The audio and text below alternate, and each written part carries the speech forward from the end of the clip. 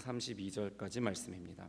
사사기 6장 25절에서 32절까지의 말씀입니다. 구약성경 371면에 있습니다. 사사기 6장 25절에서 32절까지의 말씀을 제가 봉독하겠습니다.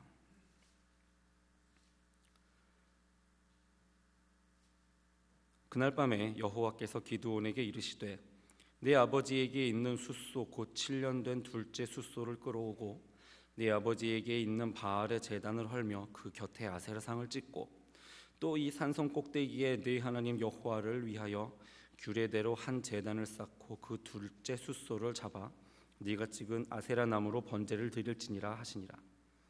이에 기드온이 종 10사람을 데리고 여호와께서 그에게 말씀하신 대로 행하되 그의 아버지의 가문과 그 성읍 사람들을 두려워하므로 이 일을 감히 낮에 행하지 못하고 밤에 행하니라. 그 성읍 사람들이 아침에 일찍이 일어나 본즉 바알의 제단이 파괴되었으며 그 곁에 아세라가 찍혔고 새로 쌓은 제단 위에 그 둘째 숫소를 드렸는지라. 서로 물어 이르되 이것이 누구의 소행인가 하고 그들이 캐어 물은 후에 이르되 요아스의 아들 기드온이 이를 행하였다 하고 성읍 사람들이 요아스에게 이르되 네 아들을 끌어내라.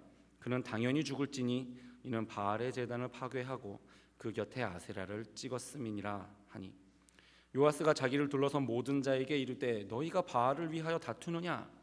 너희가 바알을 구원하겠느냐? 그를 위하여 다투는 자는 아침까지 죽임을 당하리라. 바알이 과연 신일진데 그의 제단을 파괴하였은즉 그가 자신을 위해 다툴 것이니라 하니라. 그날의 기드온을 여룻바알이라 불렀으니 이는 그가 바알의 제단을 파괴하였으므로 바알이 그와 더불어 다툴 것이라 함이었더라. 아멘.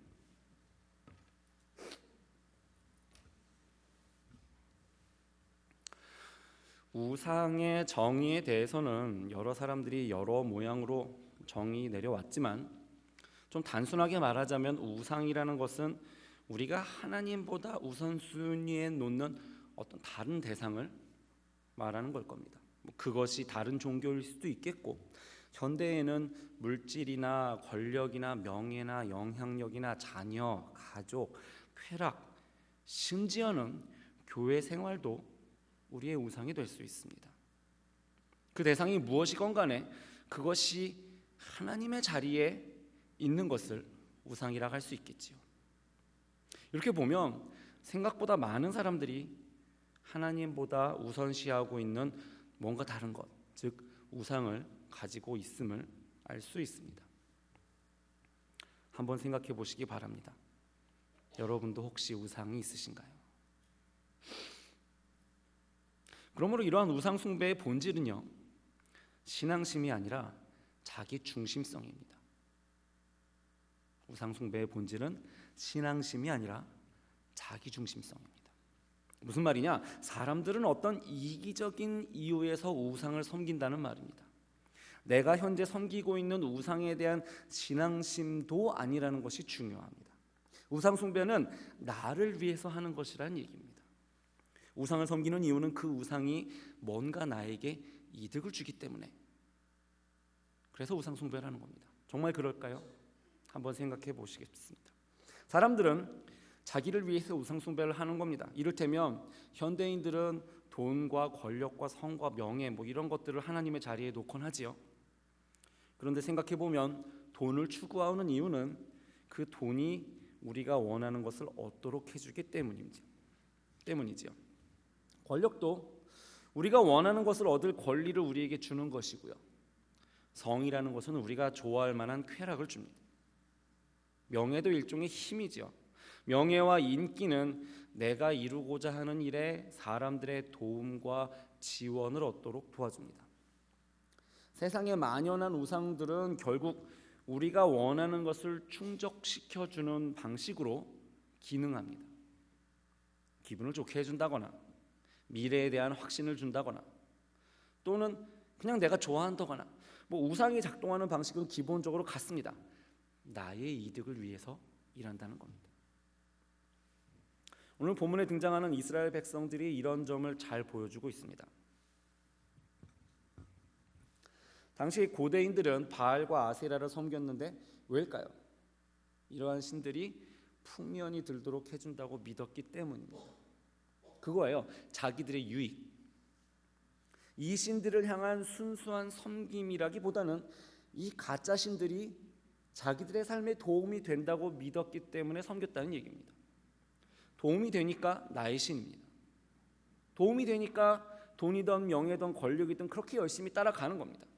자기 중심성. 나에게 이득이 안 생기면 안 섬깁니다. 생각해 보십시오.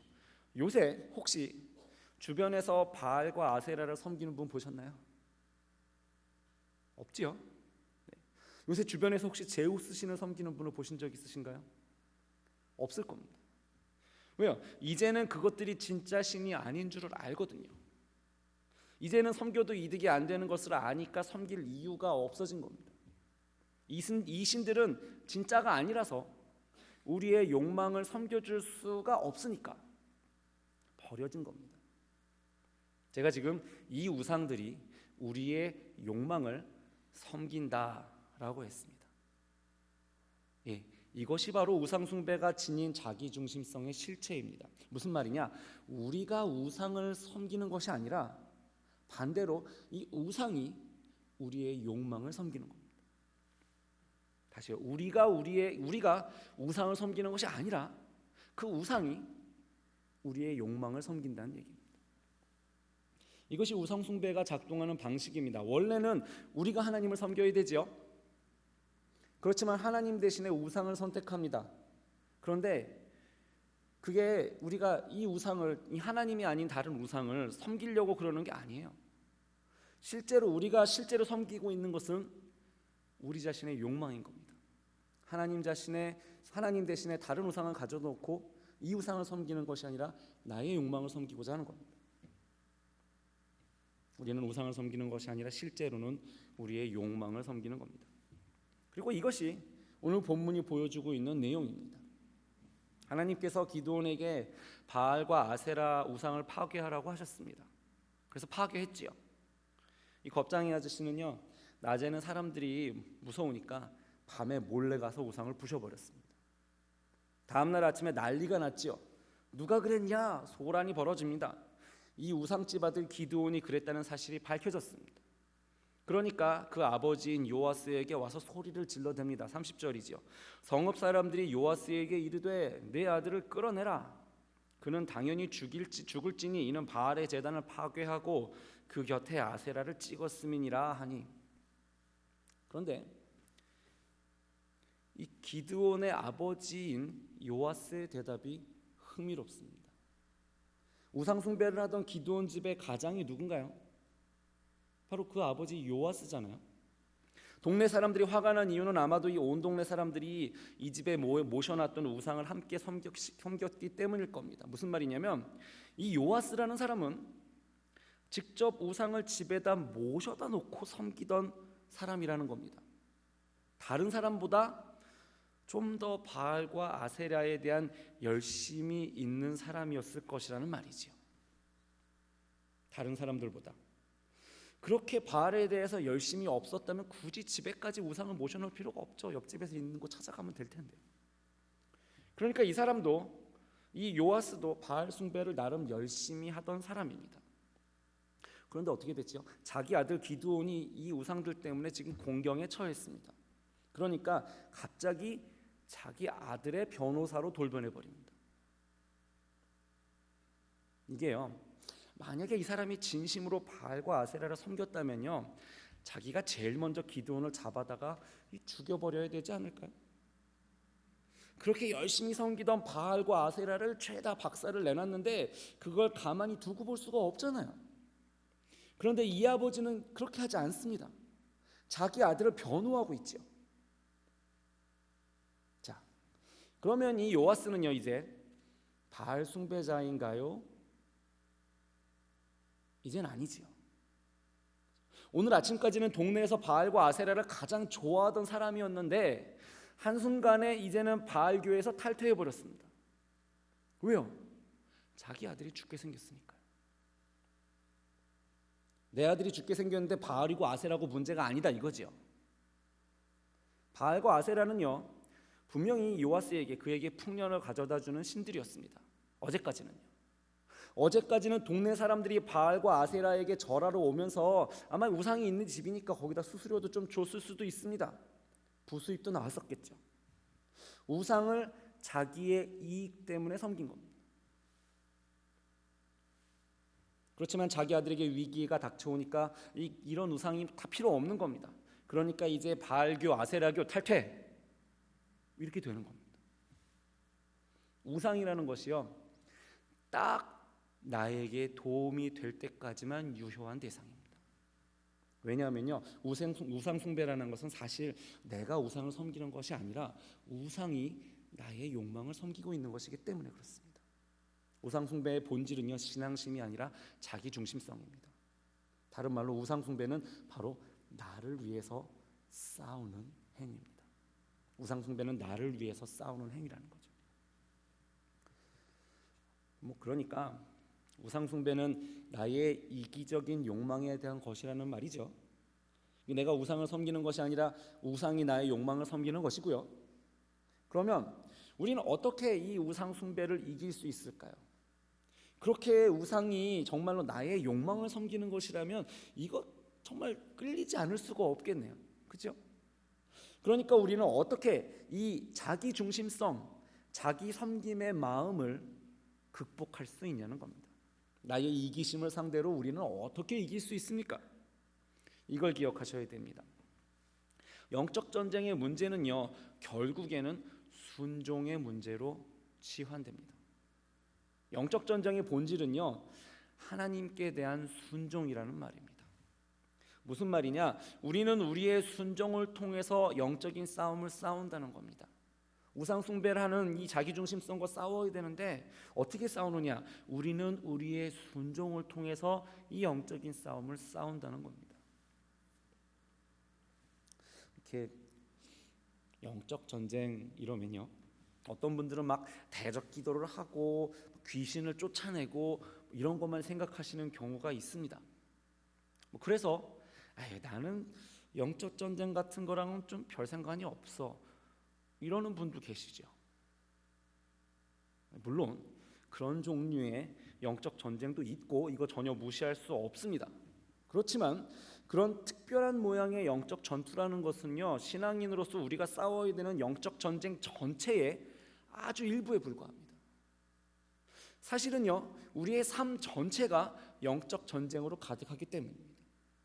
그리고 이런 종류의 영적 전쟁이요, 이 우리 삶 전체에 가득한 그런 종류의 영적 전쟁이 우리에게 훨씬 더 가깝고 중요합니다. 그게 어떤 전쟁이냐? 이겁니다. 우리는 하나님을 믿지요. 그리고 하나님을 대적하는 자가 있습니다. 사단이라고 하지요. 사단이 하는 일은 기본적으로 하나님의 역사를 방해하는 것입니다. 그렇죠? 하나님께서 세상을 만드시고 사람을 만드셔서 이 사람과 언약 관계를 맺기를 원하셨습니다. 그렇죠? 그런데 사단이 이 아담과 하와를 속여서 하나님 앞에 죄를 짓게 만들었습니다. 무슨 죄를 지었나요? 하나님께서 선악을 알게 하는 나무의 열매는 먹지 말라라고 명령하셨는데 왜? 그 열매를 먹는 날에는 죽을 것이기 때문이었습니다. 그런데 사단이 뭐라고 하나요? 그 열매를 먹으면 하나님과 같아질 것이다 라고 합니다. 다 아시는 얘기지요?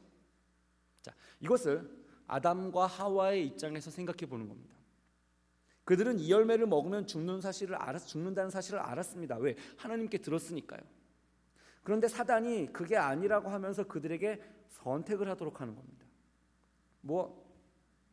너희들이 하나님의 명령에 순종할 수도 있지만 만약에 너희가 불순종하고 그 열매를 먹으면 너희들은 하나님과 같이 될 거야, 이런 거죠. 그러니까 아담과 하와 입장에서는 이 사단의 거짓말이 결국 하나님과 자기 사이에서 선택하는 겁니다.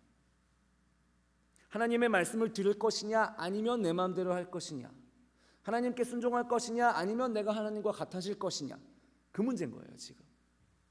즉 하나님과 이 자기 중심성 사이의 전쟁이라는 겁니다. 이게 바로 사단이 하나님과 싸우는 방식입니다. 우리의 일상에서 흔히 만나는 영적 전쟁도 보통은 이런 식입니다. 사단은 우리를 속이고 우리의 마음에 의심을 불어넣고 우리에게 유혹을 주고 미운 마음을 주고 이런 식으로 우리의 자기중심성을 자극함으로써 하나님과 싸우는 겁니다. 왜요? 우리의 믿음이 실패하면 하나님의 목적을 훌륭하게 방해한 것이 되기 때문입니다. 그러니까 정말로 중요한 영적 전쟁은 내가 살아가고 있는 소위 영적이지 않은 곳에서 벌어지는 겁니다. 나의 자기 중심성이 강해질 때에, 주님보다는 나의 욕망을 위해서 싸우고 싶어질 때에, 하나님의 말씀에 순종하고 싶어지지 않게 될 때에, 나의 삶의 한 구석으로 하나님을 저렇게 밀어넣고 싶어질 바로 그때에, 바로 거기에 치열한 영적 전쟁이 있다는 겁니다. 다시 말해서 영적 전쟁은 우리의 자기 중심성에 대적하는 전쟁입니다. 그리고 이 전쟁은 어떻게 싸우느냐 말씀드렸죠. 우리의 순종으로 싸우는 겁니다. 왜냐하면 이게 전혀 반대거든요. 정반대에 있는 거거든요. 순종. 이것이 우리가 영적 전쟁을 수행하는 방식이며 또 이것이 우리가 예수님을 따르는 방식입니다. 아시죠? 예수님도 우리를 구원하시기 위해서 하나님께 순종하셔야 했습니다. 이 잔을 내게서 옮겨주셨으면 좋겠지만 아버지 뜻대로 되기를 원합니다. 예수님도 그렇게 아버지께 순종함으로써 사단과 대적하신 겁니다. 순종이요. 순종이 바로 나의 욕망과 나의 자기 중심성과 싸우는 방법입니다. 그러므로 우리는 항상 이 두 개의 선택 사이에 있습니다. 하나님이 원하시는 것을 할 것이냐, 아니면 내가 원하는 것을 할 것이냐. 우리는 항상 이 하나님께 순종할 것이냐와 또 나를 위하여 싸울 것이냐 사이에서 선택해야 합니다. 하나님께 순종할 것이냐, 나를 위해서 싸울 것이냐. 그리고 오늘 본문에서 이것이 바로 기드온이 싸운 방식입니다. 25절과 26절을 보십시오. 그날 밤에 여호와께서 기드온에게 이르시되 네 아버지에게 있는 숫소 곧 7년 된 둘째 숫소를 끌어오고 네 아버지에게 있는 바알의 제단을 헐며 그 곁에 아세라상을 찍고 또 이 산성 꼭대기에 네 하나님 여호와를 위하여 규례대로 한 제단을 쌓고 그 둘째 숫소를 잡아 네가 찍은 아세라 나무로 번제를 드릴지니라 하시니라. 이게 여러분 무슨 의미인지는 아시잖아요, 그죠? 온 동네가 이 집의 바알과 아세라를 섬기고 있었습니다. 기드온이 이 우상들을 헐어버리면 어떻게 되는 거지요? 아마 온 동네가 이 사람을 죽이기 위해서 달려들 것이 뻔하지요. 그리고 실제로 결과가 그랬고요. 그런데요, 우리는 이 사람 기드온을 잘 안단 말입니다. 그죠? 이 기드온은 용감한 사람이 아니잖아요. 기드온이 그렇다고 용사나 전사 타입도 아니었지요. 우리는 기드온이 얼마나 소심한 사람이었는지를 잘 알고 있습니다. 이미 앞에서 봤으니까요. 삼손처럼 힘이 센 사람도 아니었으니까 온 동네 사람들이 잡으러 오면 방법이 그냥 죽는 방법밖에 없습니다. 그런데도 자기 목숨을 걸어가면서 이 하나님의 말씀을 들으려고 했을까요? 예, 잘 아시는 것처럼 그랬죠. 그게 흥미로운 겁니다. 이 소심한 겁쟁이 아저씨가 하나님의 말씀에 순종을 한 겁니다. 그리고 저는 거의 확신할 수 있습니다. 이 사람의 욕망은요, 분명히 순종이 아니라 반대 방향을 달려가고 있었다는 것을요. 그랬겠죠. 죽을 게 뻔한데 무조건 안 무섭고 사는 방향을 택하는 게 맞잖아요. 그런데 기드온은 이 상황에서 자기 중심성과 싸우고 하나님께 순종을 합니다. 뭐 아직도 소심한 겁쟁이는 그대로였지요. 무서워서 밤에 했잖아요. 그래도 했지요. 순종을 한 겁니다. 여러분, 이것이 우리가 영적 전쟁을 하는 방식입니다. 우리는 우리의 이기적인 욕망과 싸우고 하나님께 순종하는 방식으로 이 영적 전쟁을 하는 겁니다. 굳이 꼭 강한 군사가 아니라도 좋습니다. 기드온 같은 겁쟁이도 이 영적 전쟁을 이렇게 이길 수 있었습니다.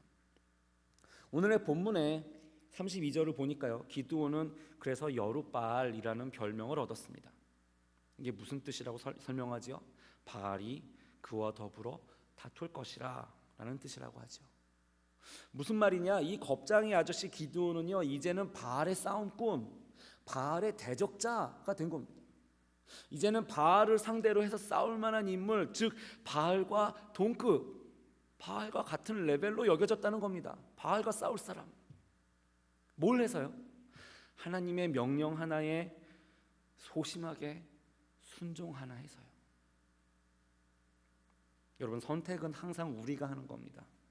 여러분, 자신을 위해서 싸우기 원하십니까? 아니면 하나님께 순종하기를 원하십니까? 자신을 위해서 싸우기 원하십니까? 아니면 하나님께 순종하기 원하십니까? 이것이 바로 우리가 영적 전쟁을 싸우는 방식입니다.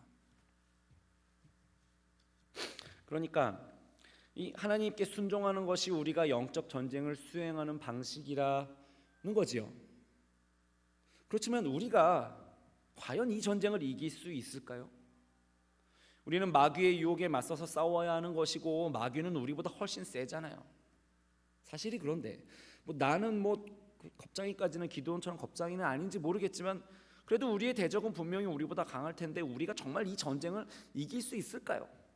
내가 정말 마귀랑 맞짱을 뜰 수 있나요? 이거죠. 예, 마귀가 우리보다 강하는 사실은 사실이죠. 그렇지만 우리가 절대로 잊지 말아야 하는 것이 있는데요, 이 전쟁의 용사는요, 내가 아니라 하나님이시라는 사실입니다. 여러분, 영적 전쟁의 용사는요, 내가 아니라 하나님이십니다. 무슨 말이냐? 이게요, 하나님께서 나를 위해서 나의 전쟁을 싸워주시는 것이 아니고요, 사실은 우리가 하나님의 전쟁에 들어와 있는 겁니다. 나는 막 나의 자기 중심성과 싸우면서 하나님께 순종하느라고 아등바등하고 있으니까 이 전쟁이 마치 이게 나의 전쟁 같은 기분이 들 수도 있는데, 사실은 이 전쟁은 하나님의 전쟁이라는 말입니다. 사단의 궁극적인 목적도요, 우리를 대적하고자 하는 것이 아니라 하나님을 대적하는 것이죠. 그렇죠. 그러니까 이 전쟁은 우리와 사단 사이의 전쟁이 아니라 하나님과 사단 사이의 전쟁, 즉 하나님의 전쟁입니다. 무슨 말이냐면요, 우리는요, 이 전쟁에 들어와서 싸우고 있으면서 만약에 하나님께서 나를 도와주지 않으시면 어떡하지? 하나님께서 나를 위해서 싸워주지 않으시면 어떡하지? 이런 걱정을 할 필요가 없다는 얘기입니다. 왜요? 내 전쟁이 아니라 하나님의 전쟁이니까요. 내 전쟁이 아니에요. 하나님의 전쟁입니다. 그러니까 물론 원수 마귀에 대해서도 이게 내 대적이 아니라서 고민할 게 없다는 겁니다. 고대인들은요, 이것을 잘 알았습니다. 그들은 이 전쟁이라는 것이 신들 사이에서 이루어지는 싸움이라는 사실을 이해하고 있었습니다. 그리고 기드온의 아버지인 요아스도 이러한 영적 전쟁의 메커니즘을 잘 이해하고 있었습니다. 31절을 보겠습니다. 요아스가 자기를 둘러선 모든 자에게 이르되 너희가 바알을 위하여 다투느냐? 너희가 바알을 구원하겠느냐? 그를 위하여 다투는 자는 아침까지 죽임을 당하리라. 바알이 과연 신일진데 그의 제단을 파괴하였은즉 그가 자신을 위해 다툴 것이니라 하니라. 무슨 얘기인가요? 기드온이 바알의 우상을 헐어버렸습니다. 기드온이 바알에게 굉장히 심각하게 도발을 한 것이죠. 그러자 요아스가 말하는 겁니다. 만약에 바알이 진짜 신이라면 도발한 사람하고 도전자하고 직접 싸워야지, 이 얘기입니다. 바알이 도발을 당했으니까요. 요아스의 말이 납득이 되시죠? 말이 되잖아요, 그렇죠? 요아스의 이 말과 똑같은 원리가 하나님께도 적용이 되는 겁니다. 사단이 하나님의 백성들, 즉 우리들을 속이고 유혹함으로써 하나님께 대한 심각한 도발을 하고 있는 겁니다. 여러분 잘 아시는 것처럼 우리는 전부 다 하나님의 형상을 따라서 지음받은 사람들이잖아요, 그죠? 그러니까 사단이 우리를 공격하는 것은 자연스럽게 하나님께 도전하는 게 됩니다. 우리랑 싸우는 게 아니에요. 우리의 자기 중심성을 자극함으로써 하나님께 도발을 하고 우리를 속여서 우리의 이기심을 일으킴으로써 하나님께 도전하는 겁니다. 자, 그럼 하나님의 반응은요? 하나님 어떻게 하셔야 돼요? 예, 하나님이 직접 마귀와 싸우셔야 되는 겁니다. 기드온이요, 바알의 형상을 파괴해서 바알을 도발했으니까요, 바알이 진짜 신이라면 바알이 직접 기드온과 싸워야 되죠. 그런 것처럼 사단이 하나님의 형상을 속여서 하나님을 도발했으니까요. 하나님의 형상인 우리를 무너뜨려서 하나님을 도발했으니까 하나님이 진짜 신이시라면 하나님께서 직접 사단과 싸우셔야 하는 것이 똑같은 원리라는 겁니다. 이게 신들의 전쟁의 원리입니다. 그래서 실제로 하나님께서는 직접 싸우셨습니다. 예수님을 보내심으로, 그리고 또 예수님께서는 십자가에 죽으심으로 이 사단의 괴계를 파괴하셨습니다. 그리고 아직도 직접 싸우고 계시지요. 성령님을 우리에게 보내셔서 우리로 하여금 복음으로 나오게 하시고 하나님의 말씀에 순종하도록 도우십니다. 무슨 말이냐? 우리 입장에서는 이 싸움이 되게 지리하고 힘들 수 있는데 사실 이게 다 하나님이 싸우고 계시고 나는 가볍게 숟가락 하나만 올리고 있는 것이란 얘기입니다. 그래서 기도해야 됩니다. 나의 자기중심성을 극복할 수 있도록 하는 것은 어떻게 해요? 성령 충만을 주심으로 감당이 되는 겁니다. 나의 욕망이 아닌 하나님의 뜻을 더 잘 알기 위해서 말씀을 더욱 사모해야 됩니다. 그리고 우리는 우리의 원수에 대해서는 겁먹을 필요가 없습니다. 왜요? 하나님이 우리를 도우셔야 하니까요. 왜 그렇다고요? 이것이 애초에 내 싸움이 아니라 그분의 싸움이기 때문에 그렇습니다. 그러니까 이것이 하나님께서 우리의 싸움에 개입하셔서 도우시도록 기도할 그런 일이 아닙니다. 그냥 나의 영적 싸움이라는 것 자체가 하나님이 싸우시고 있는 싸움입니다. 우리가 할 일은 믿음으로 기도 가운데 하나님께서 어떻게 이 전쟁을 승리하시는지, 어떻게 이기적인 나를 변화시키시는지, 어떻게 나의 자기중심성을 무너뜨리시는지를 목도하는 겁니다. 우리의 눈 뜨고요. 그리고 하나님께서 내 삶 속에서 이렇게 영적 전쟁을 어떻게 승리로 이끄시는지를 보려면 나는 무엇을 해야 합니까? 순종을 해야 합니다. 이 전쟁의 승리는요, 순종으로만 볼 수 있기 때문에 그렇습니다. 기드온은요, 소심하게나마 순종하기 전에는 이게 어떻게 작동할지를 전혀 몰랐습니다. 죽을 각오를 하고 소심하게 순종했더니 우리 동네에 으뜸 가는 바알 숭배자인 아버지가 갑자기 하루아침에 나를 변호해 주는 걸 발견했습니다.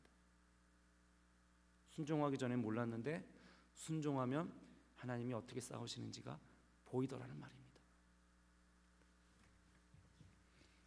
그리고 이 전쟁이 가장 좋은 점이 뭔지 아세요?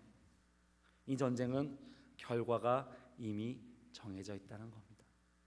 하나님은 이미 전쟁을 이기셨습니다. 물론 우리는 아직까지 이 자기의 이기적인 욕망과 싸우느라고 아등바등할 수도 있습니다. 우리는 아직까지 하나님께 순종하지 못해서 힘들어할 수도 있습니다. 그렇지만 하나님은 이미 아주 오래전에 우리의 원수 마귀에게 승리하셨음을 믿으시기를 바랍니다. 우리 주 예수 그리스도께서 십자가에서 죽으시고 죽음에서 부활하셨을 때에 이 하나님과 원수 사이의 전쟁은 이미 하나님의 승리로 결정이 나 있는 상태입니다. 이제 우리가 할 일은 어느 쪽에 설 것인지를 결정하는 것뿐입니다. 여러분, 어느 쪽에 서기를 원하십니까? 하나님의 편에 서기를 원하십니까? 아니면 원수의 편에 서시겠습니까? 다시 말해서 하나님께 순종하기를 원하십니까? 아니면 여러분의 욕망을 위해서 싸우기를 원하십니까? 선택은 각자 하는 것이고 물론 하나님은 그 책임도 각자에게 물으실 것입니다. 여러분 기억하시기 바랍니다. 이 전쟁의 용사는 내가 아니라 하나님이십니다. 이 영적 전쟁에서 하나님은 우리를 반드시 도우셔야 하고 그리고 이미 이 전쟁에 이기셨음을 믿으시기를 바랍니다. 정리하겠습니다. 우상 숭배의 마음속에는 우리의 이기적인 욕망, 자기 중심성이 자리 잡고 있습니다. 즉 우리가 우상을 섬기는 것이 아니라 우상이 우리의 욕망을 섬기는 것이지요. 그리고 이러한 이기적인 욕망을 사용하여 사단은 우리를 공격하고 실패하도록 합니다. 그러므로 영적 전쟁은 우리의 순종에 대한 전쟁입니다. 그러면 이 거짓말 전문가 사탄을 대적하여 우리는 우리의 이기심을 버리고 하나님께 순종함으로써 영적 전쟁을 이길 수 있을까요? 네, 그렇습니다. 왜냐하면 이 전쟁은 우리의 전쟁이 아닌 하나님의 전쟁이므로 하나님은 우리를 도우실 수밖에 없기 때문이고 그리고 이미 하나님께서는 예수 그리스도의 십자가와 부활로 말미암아 이 전쟁의 승리를 확정하셨기 때문입니다. 그러므로 우리가 할 일은 어느 편에 설 것인가를 결정하는 겁니다. 여러분 어느 편에 서시겠습니까? 하나님 편에 서시겠습니까? 원수의 편에 서시겠습니까? 여러분 하나님께 순종하기를 결정하시겠습니까? 아니면 여러분의 욕망을 위해 싸우기를 선택하시겠습니까? 기억하십시오. 선택은 각자에게 달려 있습니다. 함께 기도하겠습니다. 살아계신 아버지 하나님, 자기의 중심성과 싸우기 위하여 우상 숭배의 마음과 싸워 승리하신 주님을 바라보며 주님의 승리에 동참하는 주의 백성들로 삼아주시기를 원합니다. 우리의 마음과 생각을 주장하여 주시고 주님이 기뻐하시는 삶을 살아갈 수 있도록 우리 각 사람의 삶의 구석구석 하나님 함께하여 주시고 성령 충만하게 하여 주시고 우리를 교정하시고 새롭게 하여 주시옵소서. 감사드리고 예수님의 이름으로 기도합니다.